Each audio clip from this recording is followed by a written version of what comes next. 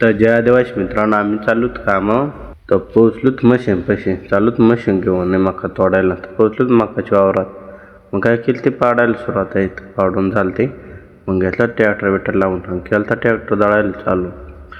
तर दळून झालं तर मग केलं ते बॅगा भरायला सुरुवात आहे.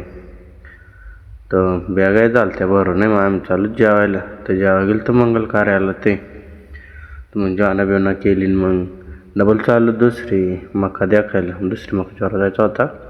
ते मकाच्या वावरात पोहोचलो तो मग काय केलं ते पाडायला सुरुवात आहे.